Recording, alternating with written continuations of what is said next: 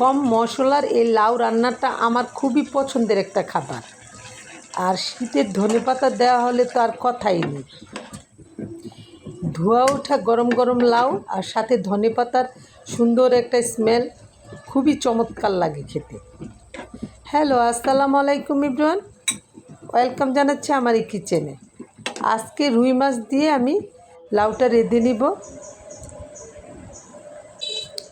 লাউ যেহেতু রান্না করব, কচি একটা লাউ নিয়ে নিয়েছি, সাথে মাছ এবং ধনেপাতা সব কিছুই রান্না করার জন্য নিয়ে নিয়েছি। প্রথমে একটা প্যান বসিয়ে তাতে পেঁয়াজ কুচি দিয়ে দিলাম।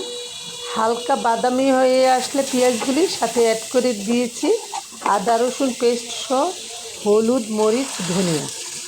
আর সব মশলায় হলুদ মরিচের পরিমাণ একটু কমিয়ে দিতে হয় লাউয়ে। কষানো মশলার উপর মাছগুলি দিয়ে আমি অল্প একটু পানি দিয়ে মাছটা রেঁধে নিচ্ছি। মাছগুলি সিদ্ধ হয়ে আসলে আমি কাটা বেছে লাউয়ে দিয়ে দেব। আর লাউটা আমি মাছের কাটা বেছেই রান্না করব। এই লাউটা যারা খেতে পছন্দ করেন ওনারা বিভিন্নভাবে লাউটা খেয়ে থাকেন। চিংড়ি মাছ দিয়েও খেতে লাউটা ভীষণ ভালো লাগে। আমি তো মাঝে মাঝে ডাল দিয়েও রেঁধে নিই লাউটা, আমার খেতে ভালোই লাগে। আস্তে আস্তে লাউটা নেড়ে চেড়ে মশলার সাথে মিশিয়ে দিব এবং একটা ঢাকনা দিয়ে ঢেকে সিদ্ধ হওয়ার জন্য অপেক্ষা করব। আর এদিকে আমি একটা মহা ঝামেলার কাজ সেরে ফেলেছি, কাটা বেছে নিয়েছি। মাছটা নেড়ে চেড়ে লাউয়ের সাথে মিশিয়ে দিচ্ছি।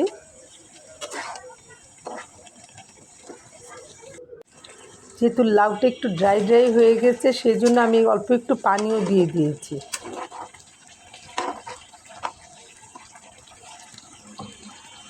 তারপর কাঁচামরিচ ফালিগুলিও দিয়ে দিলাম।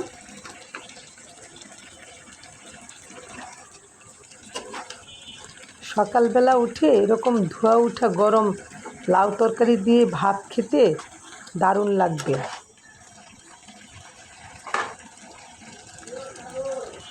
লাউটাও সিদ্ধ হয়ে গেছে, এখন একটু ধনেপাতা দিয়ে ভালোভাবে বলক উঠিয়ে নামিয়ে নিতে হবে। বাসায় যদি মাঝে মাঝে এরকম তরকারি রান্না করা যায় তাহলে আমাদের আর খাবার দাবারে অরুচি হবে না, আবার শরীর স্বাস্থ্যও ঠিক থাকে। তাই স্বাস্থ্যের কথা চিন্তা করে হলেও আমাদের মাঝে মাঝে এরকম তরকারি রেঁধে নেওয়া উচিত।